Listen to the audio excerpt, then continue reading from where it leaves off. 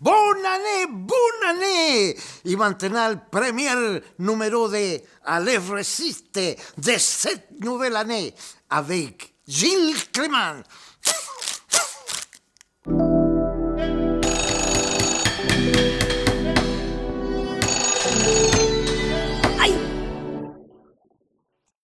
Bonsoir mes amis, je suis là avec mon copain Gilles Clément. Bonne année Gilles.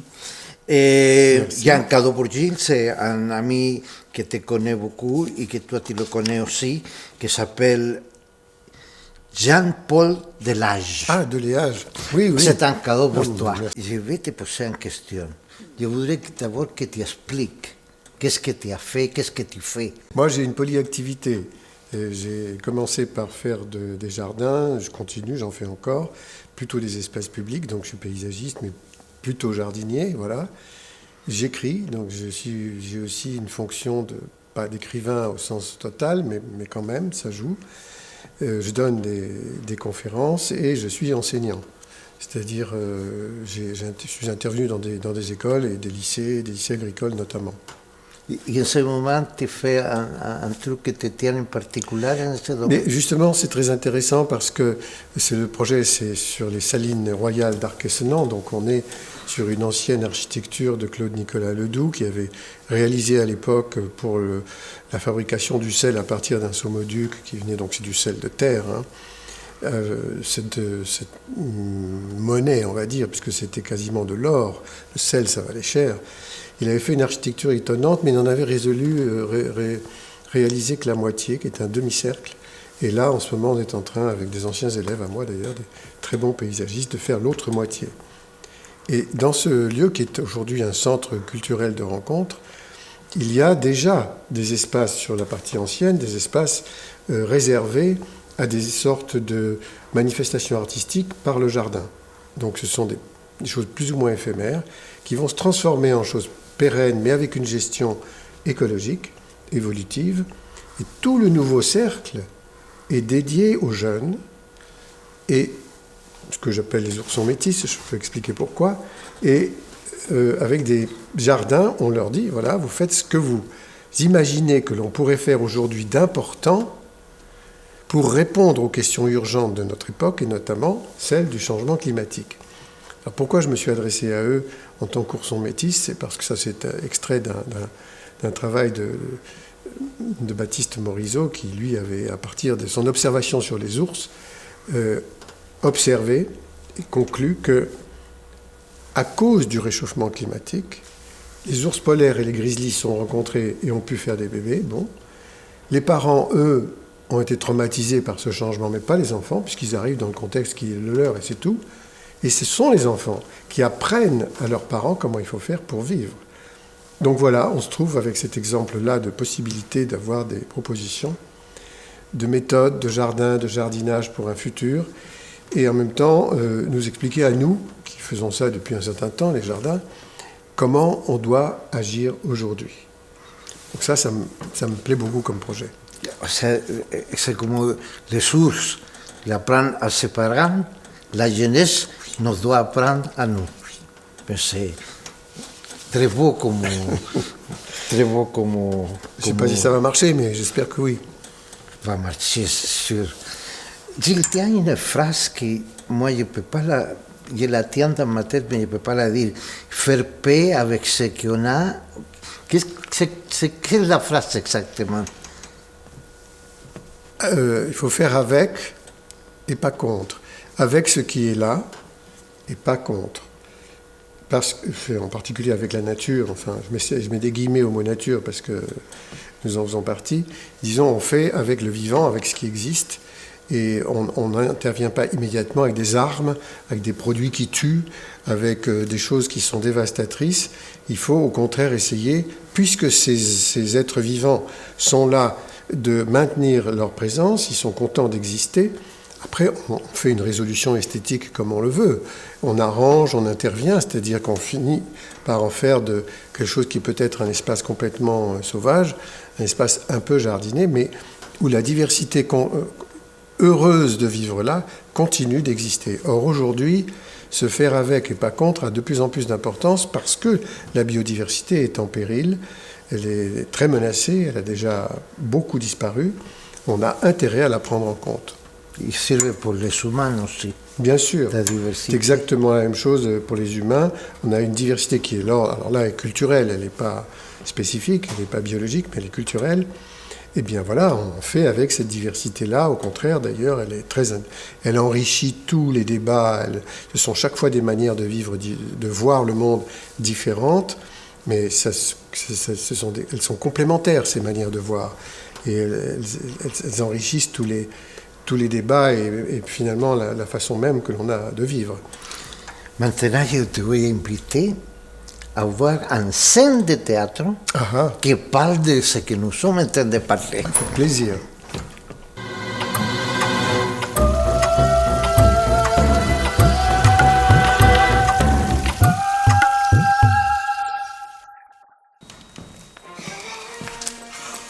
Ah, salut Alfredo. Ah, Bernardo. Comment ça va? Écoute, Alfredo, on est inquiet pour toi. Ouais. Pourquoi? Nos amis disent que tu ne sors plus, que tu ne réponds plus au téléphone, et que l'autre jour, Paul t'a vu dans la rue t'engueuler avec un arbre et menacer de le frapper. Ah oui, et tu sais, doit être avec l'arbre qu'il est dans l'avenue Fuentes, en face de la pharmacie. Tu sais, c'est un arbre, je ne le supporte pas.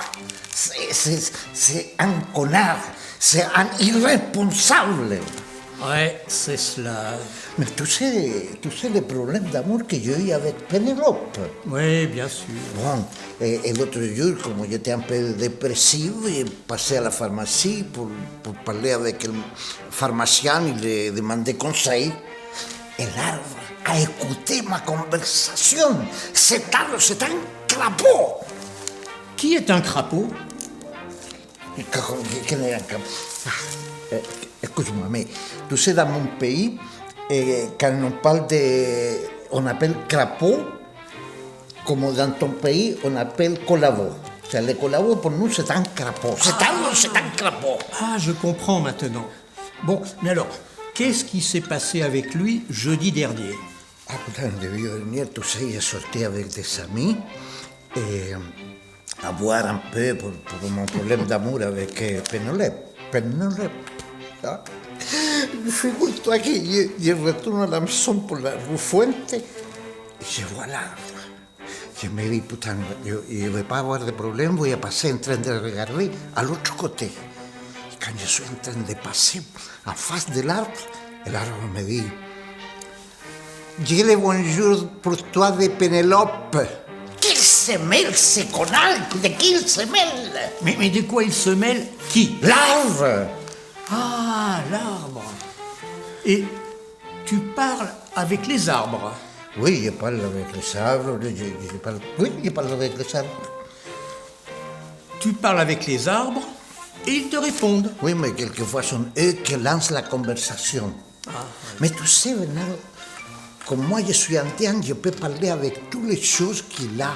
Par exemple, pour nous, toutes les choses matérielles, ils sont en âme.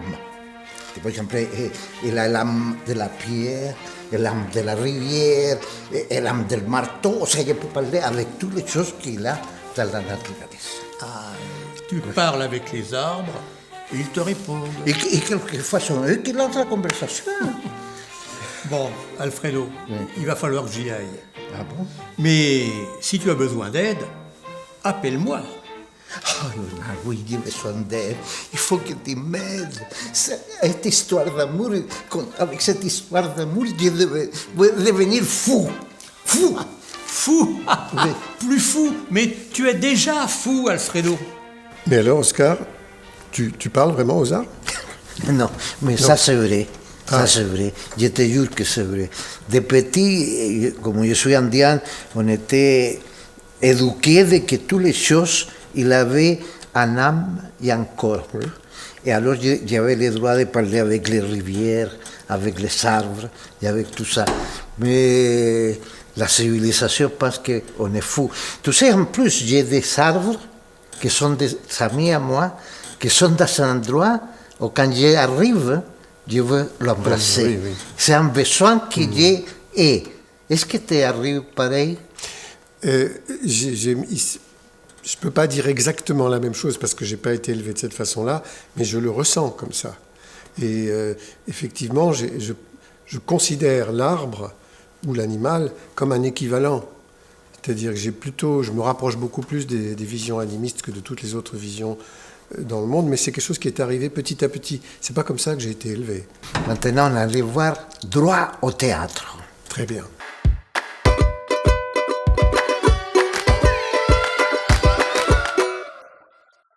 Bonsoir cher public et très belle année à tous.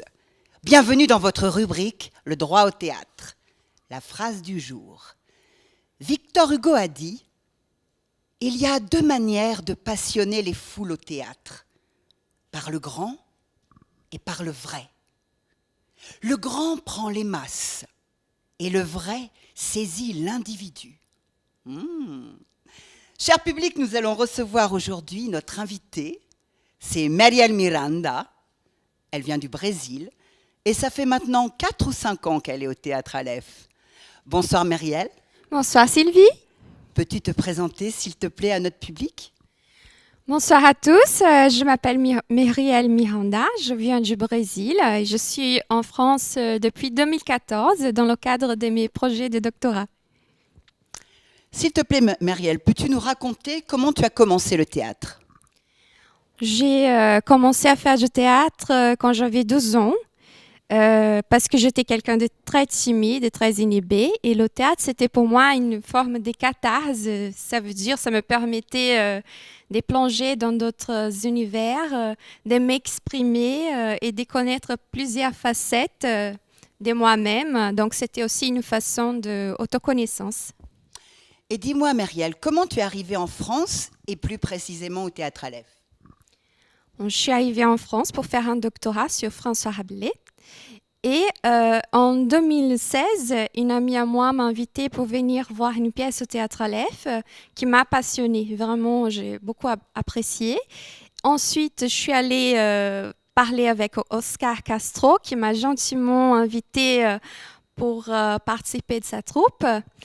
Et depuis, je suis de plus en plus amoureuse du Théâtre Aleph parce que ça me rappelle beaucoup aussi mon objet d'étude, François Rabelais, qui était un homme très irrévérent à son époque, qui a renversé toutes les valeurs prédominantes au XVIe siècle. Donc, c'était un théâtre, une œuvre subversive et très irrévérente.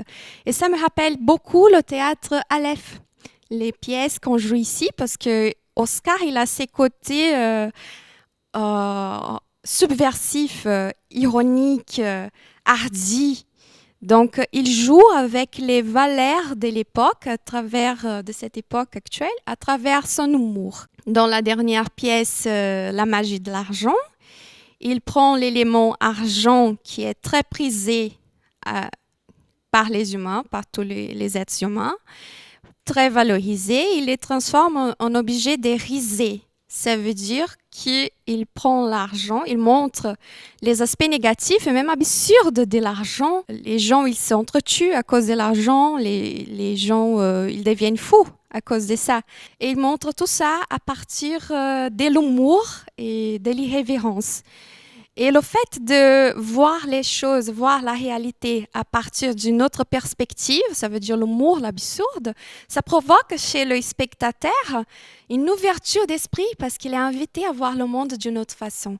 Et c'est ça que j'adore tant dans le Théâtre Aleph que dans l'œuvre de François Rabelais. Merci beaucoup Marielle.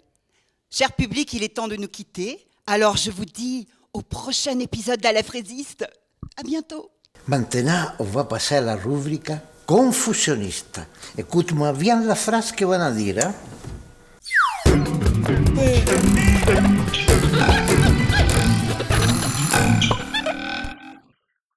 Bienvenue à la rubrique des confusionnistes.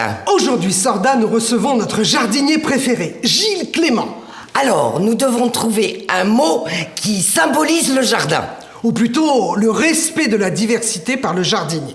Oui, tu as raison, parce que les méthodes qu'il prône s'adressent aussi aux êtres humains. C'est vrai. Maintenant, trouvons un mot qui résume sa conception du jardin planétaire. Oh, ça va être compliqué de trouver un seul mot pour symboliser cette idée entière. Mais j'ai déjà trouvé, Sorda. Oh non, mais Barba! Mince, alors j'ai jamais le temps de trouver un mot, moi. Excuse-moi, Sorda, mais écoute quand même. Vas-y. Mais beige canome laisse Melawan. Mais extraordinaire, ma Barba! Bien, décomposons ce mot pour trouver sa signification ensemble. Mais est un mot portugais pour dire plus. Beige signifie faire en albanais. Cano vient du japonais pour dire possible. Mais signifie avec en grec. Laisse vient de l'anglais et veut dire moi. Melawan signifie contre en indonésien. Donc, mais beige cano mais laisse Melawan signifie Faire le plus possible avec et le moins possible contre. Gilles Clément. Ça, c'est une phrase de mon ami Gilles Clément. On touche à la fin, Gilles, et je voudrais savoir de ton dernier bouquin qui vient de sortir et que tu me parles un petit peu de ça. Il s'appelle L'Effaceur. Il est mandaté, l'effaceur, pour supprimer des mots qui sont en trop dans le dictionnaire, dans les disques durs, qui n'en peuvent plus. Bon. Alors il doit faire le choix. Il commence par choisir le mot nature. C'est un peu bizarre, mais enfin, oui. Mais pourquoi? Après, il y a un procès. Pourquoi avez-vous choisi ce mot? Pas seulement la scénographie de l'effacement, mais il y a le procès. C'est le tribunal qui... Ah, il doit y expliquer. Eh bien, parce que ce mot a été créé par les Grecs anciens il y a longtemps pour séparer le vivant non humain de l'humain, de façon à pouvoir l'étudier scientifiquement, objectivement. Et cette séparation est devenue de plus en plus grande, jusqu'à ce qu'on s'aperçoive, et c'est très récent, c'est l'écologie qui apporte ça, qu'il n'y a pas de séparation. Au contraire, nous sommes tributaires et nous sommes complètement liés aux vivants non humains. Nous faisons partie d'un ensemble, nous sommes aussi des êtres de nature. Alors à quoi sert ce mot? S'il continue à nous séparer, il faut l'enlever. Tous les mots qui sont Inutiles et dangereux. dangereux. On va finir en musique. Maintenant, on va aller à écouter Niki Niki.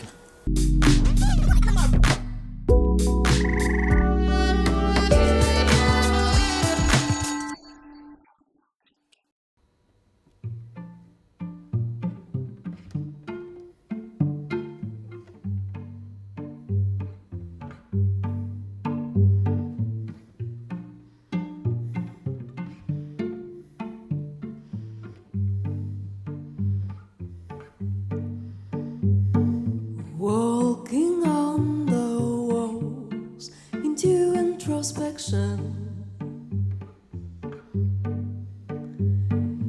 becoming a stone, swallowing sensation,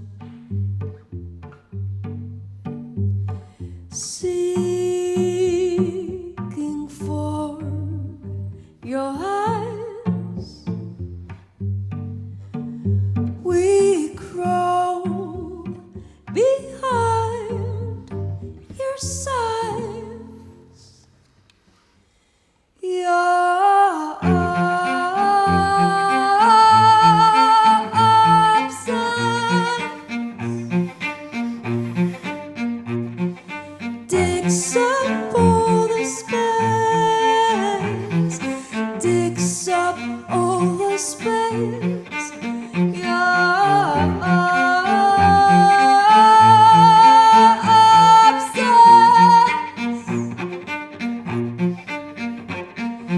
Digs up all the space, digs up all the space. We follow the spells in a wasted paradise, slapped across the chest, spelling the night.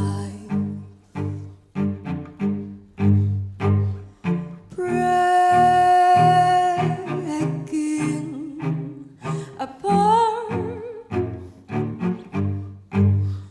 re-downloading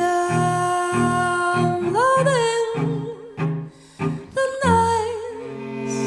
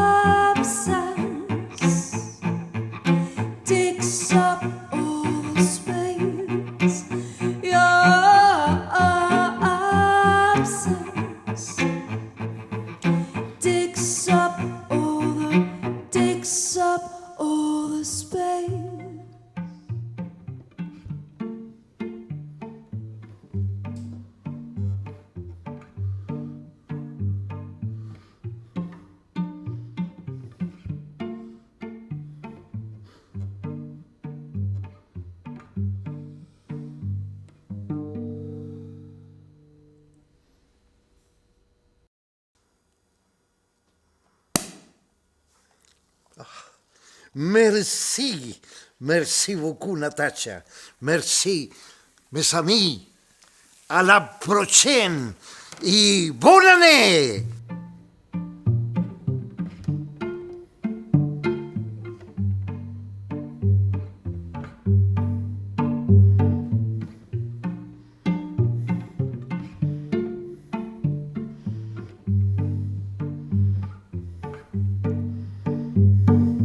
Walking on the walls into introspection.